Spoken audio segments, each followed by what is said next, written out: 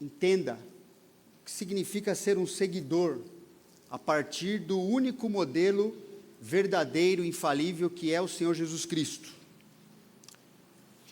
Então, nós vimos já que Jesus Cristo, uma pergunta que nós fizemos na primeira mensagem, duas na verdade: Jesus Cristo, você o conhece, como ele é revelado na palavra, e a partir do conhecimento dele você se conhece.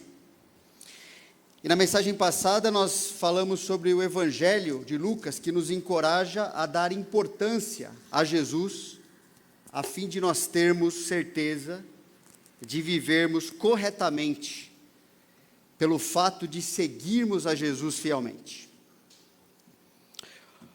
Hoje a gente vai se concentrar naquele trecho que fala sobre a tentação do Senhor Jesus, em Lucas capítulo 4.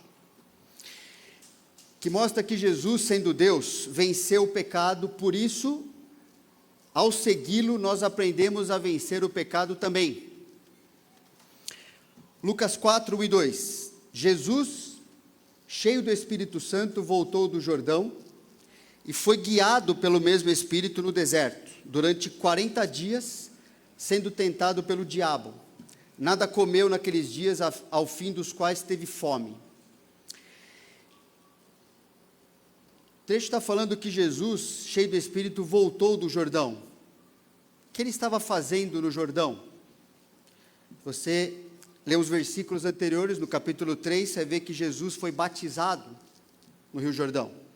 Então, após seu batismo, Jesus, cheio do Espírito Santo, lembra Jesus quando foi batizado, o Senhor Deus, por meio do Espírito Santo, mostrou visivelmente a todos que estavam ali, ao descer a pomba sobre Jesus, de que Jesus foi autenticado ali, a primeira autenticação de Jesus como o Messias, como o Deus que devia vir a esse mundo. Então, após seu batismo, Jesus, cheio do Espírito Santo, foi conduzido pelo mesmo Espírito para esse período no deserto, no qual o diabo tentou por 40 dias. Não tentou somente essas 3 tentações, o texto está falando que por 40 dias o diabo tentou o Senhor Jesus ali. A tentação de Jesus, ela marca o início do ministério do Senhor. E a Bíblia fala em Lucas 3:23 que ele já tinha 30 anos de idade, quando isso tudo aconteceu. No seu batismo e o início do seu ministério ali na tentação, ele já tinha 30 anos. Jesus não era pecador, mas sendo homem, ele tinha uma relação vocacional com o pecado, por causa da sua função messiânica. A gente não tem tempo aqui de explorar isso é muito desenvolvido no livro de Hebreus, inclusive, mas essa vocação com o pecado incluía a identificação plena com o ser humano. Ele era um homem perfeito, e precisava se identificar com o pecador, porque um dia ele ia morrer pelo pecador na cruz. E essa identificação, então, começava ali no batismo. Lembra o batismo de João? João Batista era um batismo de arrependimento. Mas Jesus não precisava se arrepender de nada, porque ele era perfeito, ele não tinha pecado. Então, por que Jesus se batizou? Até João estranhou, lembra? Mas o senhor vai se batizar aqui? Jesus falou que aquilo era necessário cumprir uma etapa importante do plano de Deus, a justiça de Deus, que era essa. Precisava mostrar que ele se submetia perfeitamente ao Pai, e tinha essa relação vocacional com o pecado. Ele ia se envolver com o pecado de uma maneira que só ele podia fazer isso, como o Messias Salvador. Então ele se submete ao batismo, demonstrando a sua plena humanidade. Quem entrou ali nas águas foi um homem de verdade, mas esse homem era Deus de verdade também. Então, se identificando com os pecadores, a explicação melhor está lá em Mateus 3, precisa anotar essas coisas, tá bom? Vou mandar depois o material. E se identificando não só com os pecadores, mas com a plena justiça em obediência ao Pai, testemunhada pelo próprio Pai. Por isso que o Pai ali, o Espírito desceu em forma de pomba e falou que este aqui que está sendo batizado é o meu Filho amado, em quem eu me agrado dele o tempo todo. Ok? Agora, no local inóspito, no deserto, foi num período de jejum, no qual Jesus experimentou limitações físicas extremas. Essa palavra grega usada aqui, tentação, indica que Jesus estava faminto quando o diabo começou com essas investidas específicas ali. E foi a partir disso que o diabo procurou desviar Jesus da sua missão de cumprir o aspecto messiânico na sua vinda, ao tentar desqualificá-lo como Messias. Então a gente vai ver que as tentações têm as 3 categorias básicas de qualquer tentação, que são aquelas categorias que João desenvolve na sua carta, né? A concupiscência da carne, a concupiscência dos olhos, a soberba da vida. Todas as tentações são encaixadas nessa categoria, ok? E Jesus passou pelas 3 e venceu, comprovando que de fato ele é o Messias. Nunca ninguém o desqualificou da sua identidade. Então a primeira categoria que Jesus foi tentado, e na qual nós somos também, é essa, dependência de Deus quanto às necessidades pessoais, que tem a ver com a concupiscência, os desejos fortes da nossa carne, como comida, bebida, relação física, uma série de coisas que a gente muitas vezes é capaz de pecar para tentar conseguir aquilo. O diabo disse a Jesus: se és filho de Deus, manda que esta pedra se transforme em pão, sabendo que Jesus estava faminto. Essa frase não significa que o diabo duvidou. A construção aqui na língua original mostra que o diabo, essa frase significa, já que és o filho de Deus. O diabo sabia que Jesus, não tinha dúvida disso. Tem muita gente que duvida que Jesus é Deus, mas o diabo não tem essa dúvida. Ele sabe que Jesus é Deus. Ok? Então, já que você é o filho de Deus, você precisa depender de si mesmo e usar o seu poder para resolver essa situação difícil. Já que você é Deus, usa o seu poder, faz acontecer algo que vai trazer o alívio imediato que você tanto precisa nesse momento. Nós somos tentados nisso? Bastante, né? Até como cristãos. Nós somos tentados a falar, bom, já que eu sou um filho de Deus, já que eu sou um cristão, então às vezes a vida cristã se torna leviana, porque nós achamos que porque nós somos filhos de Deus, nós podemos viver nos satisfazendo a nós mesmos. Há toda uma teologia errada desenvolvida na história da igreja, que reforça isso, e no nosso tempo, do século 19 para frente, isso foi muito reforçado ao colocar o ser humano como centro da história da sua vida, tirando Deus do centro. Então isso é reforçado, o cristão merece, o cristão determina, ele manda em Deus, ele declara, ele faz e acontece um monte de coisa. Agora Jesus, quando foi tentado a se satisfazer conforme o seu poder que ele tinha, o que ele respondeu? Mas Jesus lhe respondeu: está escrito, não só de pão viverá o homem. De onde Jesus tirou isso? Jesus tirou não só essa resposta, mas as outras 2 também na sua tentação, de Deuteronômio. Por que isso é importante? Porque Deuteronômio, o capítulo 8 que Jesus cita aqui, uma parte do capítulo 8, não só de pão viverá o homem, foi justamente o livro de Deuteronômio, e esses capítulos, o capítulo 8, depois 2 versículos do capítulo 6, que Deus usou para mostrar para Israel, que Israel também foi tentado e falhou em todas as tentações. Israel decidiu fazer o que bem entendia no seu coração, ao invés de fazer o que Deus havia falado. Jesus falou, está escrito. Israel não fez isso. Israel falou, mesmo que esteja escrito, mesmo que Deus falou, eu vou fazer do meu jeito, eu vou viver diferente do que Deus falou, da palavra de Deus. Então, os que Jesus falou aqui é uma citação de Deuteronômio 8, 2 e 3, que fala assim: recordar-te-ás de todo o caminho pelo qual o Senhor teu Deus te guiou no deserto esses 40 anos, percebe por que 40 dias de Jesus? Um paralelo aos 40 anos que Israel também foi tentado e foi reprovado no deserto. te guiou no deserto 40 anos para te humilhar, para te provar, a palavra provar e tentar é a mesma coisa, para saber o que estava no teu coração, se guardarias ou não os seus mandamentos. Ele te humilhou e te deixou ter fome, e te sustentou com maná. Não parou na fome, Deus também sustentou com maná, que tu não conhecias, nem teus pais o conheciam, para te dar a entender que não só de pão viverá o homem, mas de tudo que procede da boca do Senhor viverá o homem, da palavra de Deus. Se Israel tivesse confiado no que Deus falava, ele teria sido aprovado na tentação, mas conforme ele era aprovado, ele duvidava e fazia de outro jeito que estava na palavra de Deus. Então Jesus, ao citar essa passagem, demonstra plena consciência de ter sido guiado por Deus ao deserto para ser provado. Ele tinha que provar toda a lambança, todo o pecado gerado pela desobediência agora vai ser resolvido, ok? Eu vou ser aprovado nas tentações. O contexto dessa passagem era Israel sendo provado por Deus, revelando um coração que não guardava os mandamentos, que não confiava no que Deus dizia, e por isso experimentou o cumprimento das promessas, não experimentou o cumprimento das promessas, mesmo estando na terra prometida depois.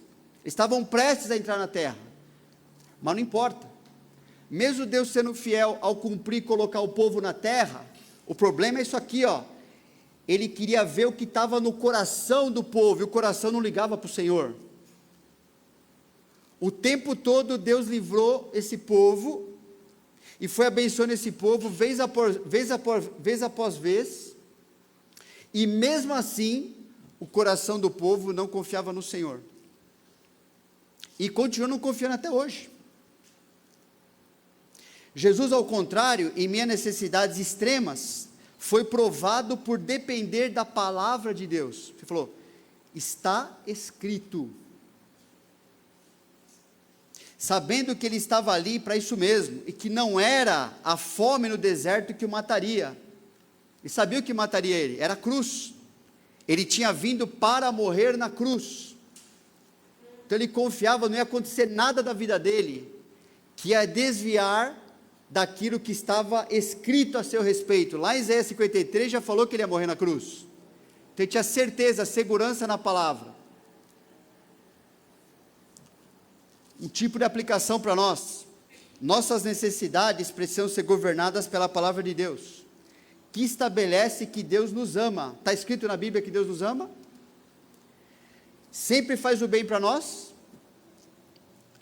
ainda que nos prove de vez em quando, deixa dar uma balançada, falta alguma coisa que a gente quer, mudou o amor de Deus por nós, mudou o cuidado por nós.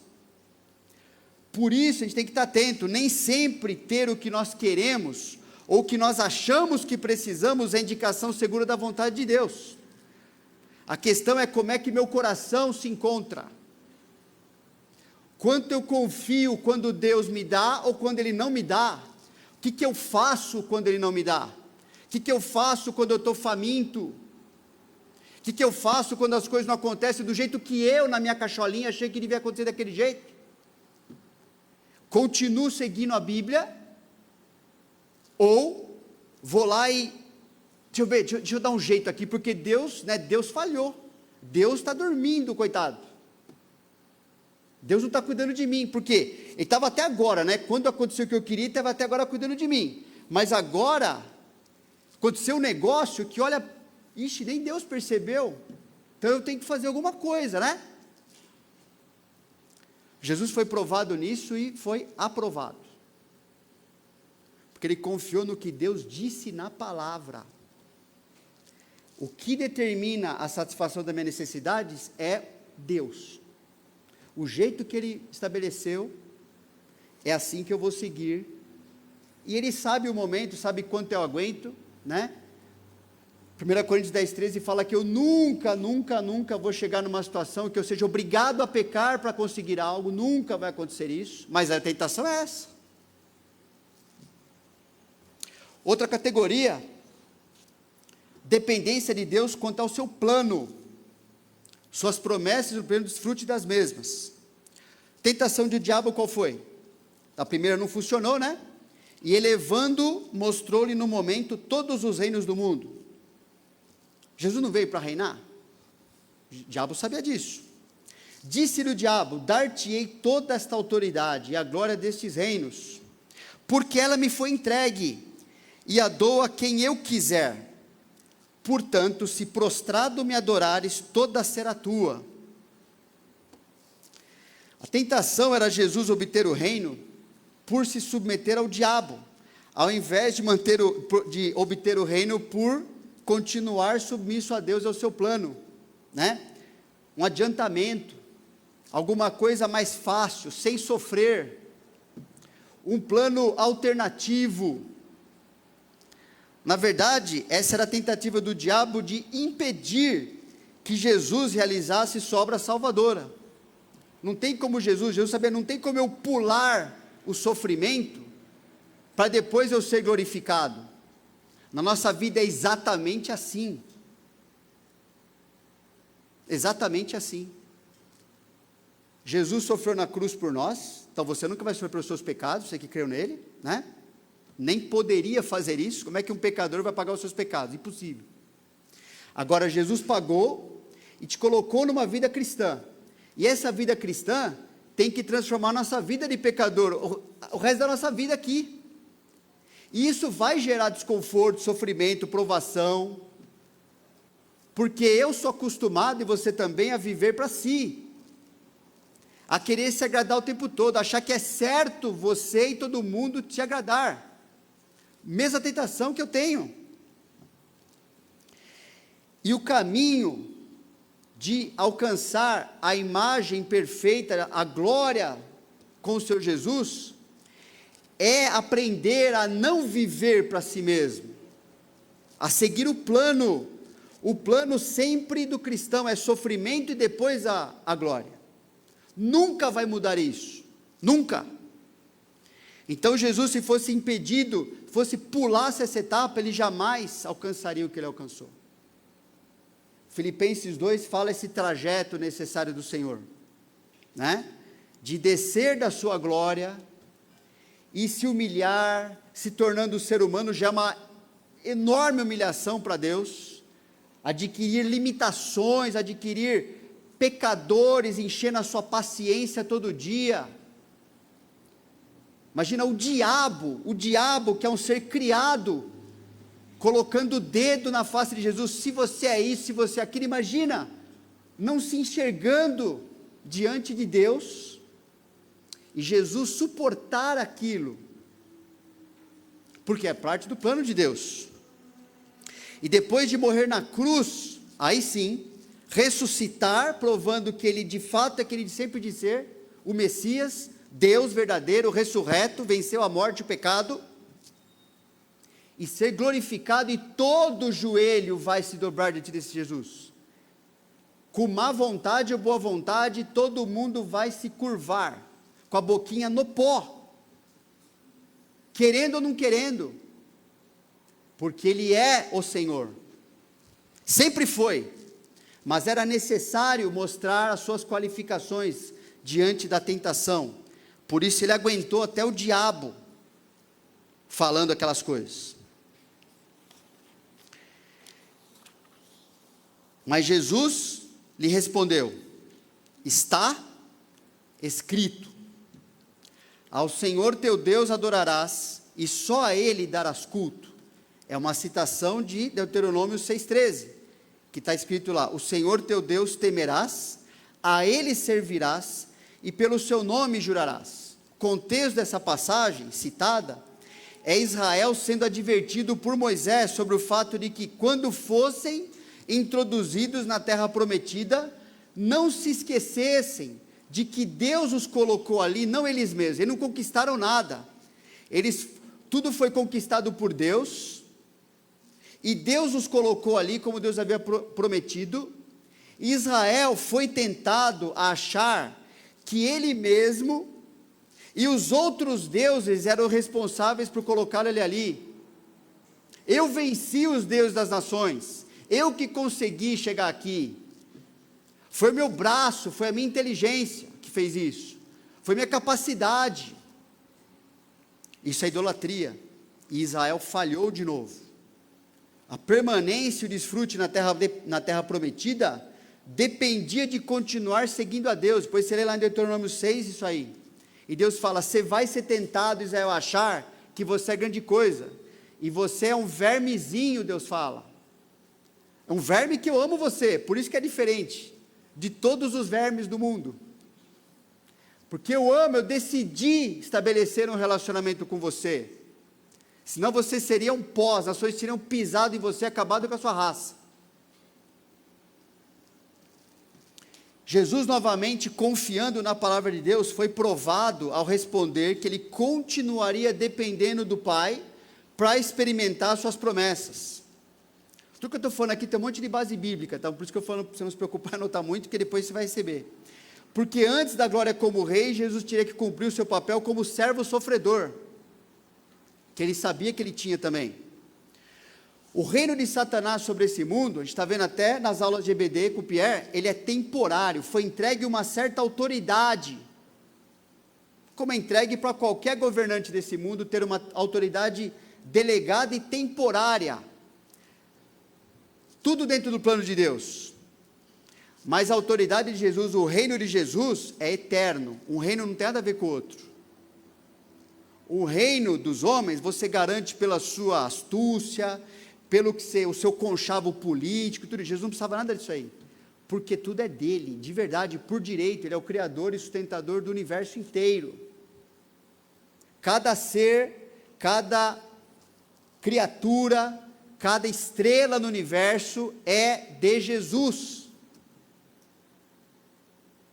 Ele que decide o que vai acontecer com aquilo, quanto vai durar, para que serve. Ele tem plena consciência disso como o Filho de Deus, consciente da sua posição. Então o reino de Jesus, como Filho Altíssimo, viria segundo a linhagem de Davi. Esse era o plano de Deus. Não da concessão do diabo. Viria de Deus. Uma aplicação para nós, como cristãos: o nosso futuro glorioso é certo, porque depende das promessas imutáveis de Deus, e por isso qualquer coisa que enfrentamos deve ser encarada como parte perfeita desse plano de Deus, de modo a continuarmos glorificando somente a Deus. A hora que você começa a questionar, a hora que você começa a querer dar um jeito diferente, você está caindo na lábia do diabo, sabendo ou não sabendo. Ele está conseguindo um avanço no seu coração, e provando que o seu coração não é tão leal assim como você fala para os outros. E uma terceira categoria é a dependência de Deus quanto ao desenvolvimento do seu plano, os seus métodos, a sua agenda, os seus detalhes. Mesmo que a gente não tenha esse controle, Deus tem. Então o diabo, pela terceira vez, na terceira categoria, a soberba da vida, querer: Jesus, vamos se exibir, vamos mostrar quem você é agora, para todo mundo, aplaudir o Senhor. Então levou Jerusalém e o colocou sobre o pináculo do templo e disse: se és filho de Deus, ou seja, já que és o filho de Deus, atira-te daqui abaixo, porque está escrito: aos seus anjos ordenará a teu respeito que te guardem, e eles te sustentarão nas mãos, para não tropeçares em alguma pedra. Olha que diabo cuidadoso, usando a palavra de Deus, para tentar o Senhor a fazer algo contrário à palavra de Deus. Após 2 tentativas frustradas, então o diabo utilizou a própria palavra, mas além de usar a passagem fora do contexto, ele omitiu a parte: em todos os teus caminhos, que é essencial no Salmo 91, que o diabo também conhecia. O diabo conhece Bíblia, muito mais que nós. Então ele citou essa parte, tirando uma parte importante, que quando ele tirou em todos os teus caminhos, o que era caminho no Antigo Testamento? A maneira como a pessoa se conduzia perante Deus o tempo todo, não numa situação específica, não para virar um espetáculo para o público, que indicava que o Filho de Deus só pode reivindicar a proteção de Deus enquanto anda no seu caminho bíblico.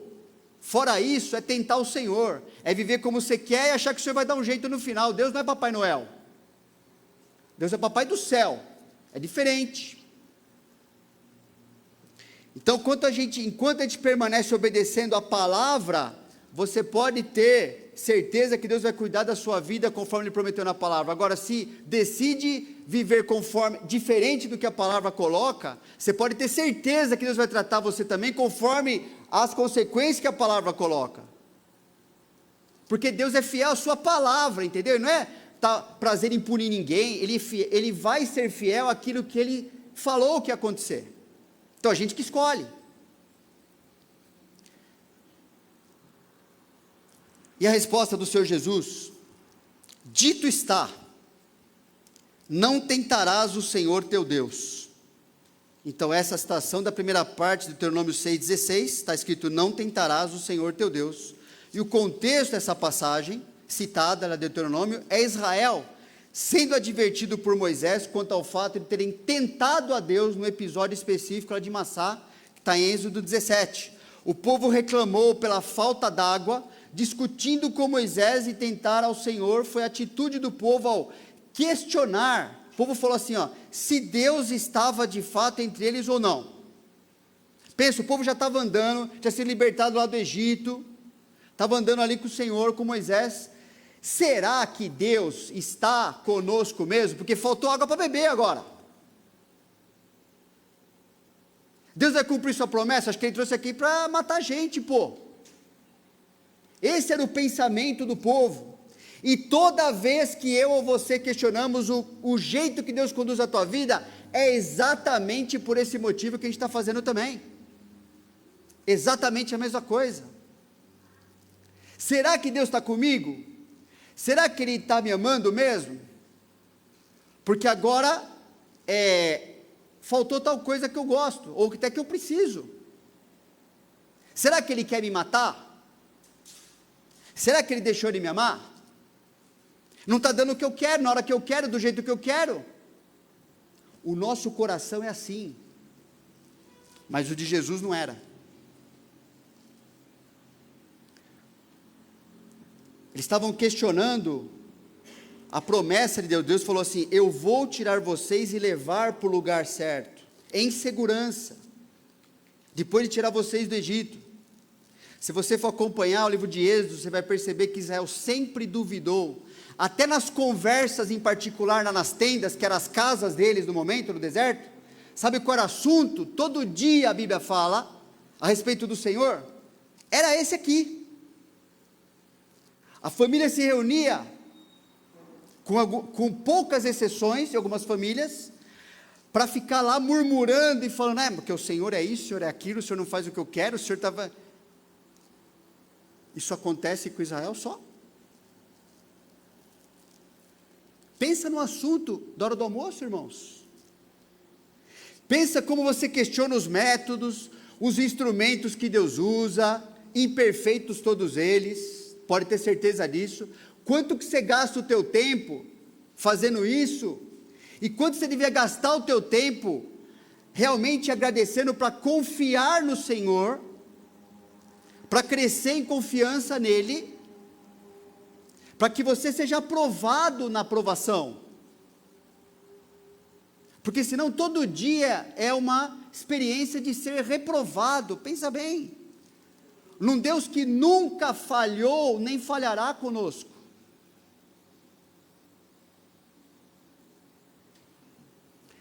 Jesus, novamente confiando na palavra de Deus, foi aprovado ao responder que ele, mesmo sendo filho de Deus, não agiria de modo a duvidar que Deus estava no pleno controle da sua vida, mas continuaria obediente à palavra, porque conhecia e confiava em Deus. Ele não tinha necessidade de provar mais nada para ninguém, não tinha de provar nada a ninguém, nem ao diabo, nem fazer espetáculo para ninguém. A reputação de Jesus estava em continuar sendo agradável a Deus, é isso que ele queria. Essa é a reputação que ele estava interessado. Eu quero continuar ouvindo, este é meu filho amado, em quem me agrado, em quem me comprazo. Como cristãos, a submissão exata ao plano de Deus é a prova de continuar confiando em Deus, incluindo os seus métodos. A igreja é o método, pastor é método, mutirão é método, servir os outros, sabe, está tudo isso é o método de transformação da nossa vida. Você gosta? É agradável? Toda vez? Não é, tenho certeza. Para mim também não é. E daí? Deus não colocou na nossa mão julgar o seu método, o seu meio de conduzir a nossa vida. Nunca Ele vai fazer isso, irmãos. E os detalhes do seu plano. E a forma de fazer isso a gente tem é continuar obedecendo a sua palavra, não importa sob que circunstância a gente viva. Porque Deus é fiel. Ele vai cumprir o que Ele prometeu. Passadas essas coisas, passadas que foram as tentações de toda sorte, apartou-se dele o diabo até momento oportuno, porque não acabou ali, a vida de Jesus mostrou que o diabo o tempo todo tentava pegar o Senhor Jesus. Por causa do tempo, aqui a gente tem a ceia ainda, tinha umas coisas para falar, mas eu só quero dizer uma coisa, eu não vou desenvolver isso agora, mas eu quero que você, de uma vez por todas, entenda que, tem um monte de base bíblica aqui que vou mandar depois, que a Escritura afirma que as tentações de Jesus foram reais, foram verdadeiras. A Escritura afirma isso. A Escritura também afirma que Cristo não pecou. A Escritura afirma que Jesus não poderia pecar. E isso em nada diminui a pressão da tentação. Em nada diminui.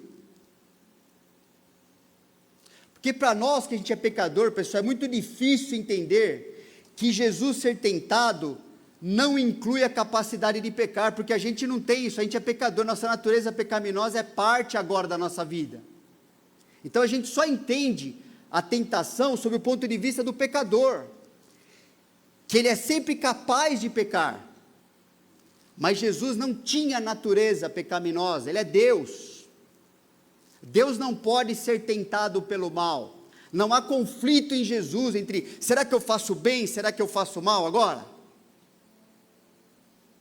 E estudando a Bíblia você vai descobrir que desde Gênesis, o pecado, a natureza pecaminosa, não é parte constituinte essencial do ser humano, aquilo foi agregado por sua decisão de desobedecer a Deus, foi anexado agora na sua vida, porque Deus não criou o homem torto, criou o homem reto, a Bíblia fala, ele que se meteu em astúcias. Eu gosto da ilustração, imagina que você possui uma armadura, indestrutível. Tudo quanto é herói que a gente vê na vida inteira, né? Esse Marvel da vida aí, todos querem, né? Olha, tem esse poder daquele negócio, mas todos têm a fraqueza, não tem? Nenhum consegue subsistir para sempre. Acaba alguma coisa acontecendo que falhou. Imagina que você, é difícil imaginar você, mas imagina que a gente tem uma armadura indestrutível. Ela é indestrutível. E que você queira testá-lo o quanto você quiser. Depois de testá-lo e comprovar que realmente ele é indestrutível, vem bomba atômica, vem o que você quiser, você está lá sentado com a sua armadura lá protegendo você, está lá tranquilo e vem tudo que é possível vir sobre você. Isso comprova que os testes foram reais ou não? Alterou, o teste não foi real por causa disso? E que outra coisa que comprova? Que de fato, a sua armadura era indestrutível. Nada de errado com isso. Jesus é Deus e ponto final. Ele nunca pecou, nunca pecará, ainda bem, porque imagina se Jesus pudesse pecar em algum momento na história, e está lá no céu com ele, aí Jesus peca, o que acontece conosco? E agora? Que a nossa salvação vai para onde? Nossa salvação tem que ir para o inferno. Então percebe, tem alguns absurdos, que a Bíblia coloca como sendo verdade algumas coisas, que tem que ficar com o que a palavra diz. A tentação de Jesus, né, só mostrou o quanto ele é Deus, impecável, suficiente para morrer pelo pecado, uma justiça perfeita, que foi testado até as últimas consequências, e nunca nem chegou perto de pecar, porque ele é Deus, não é igual a nós.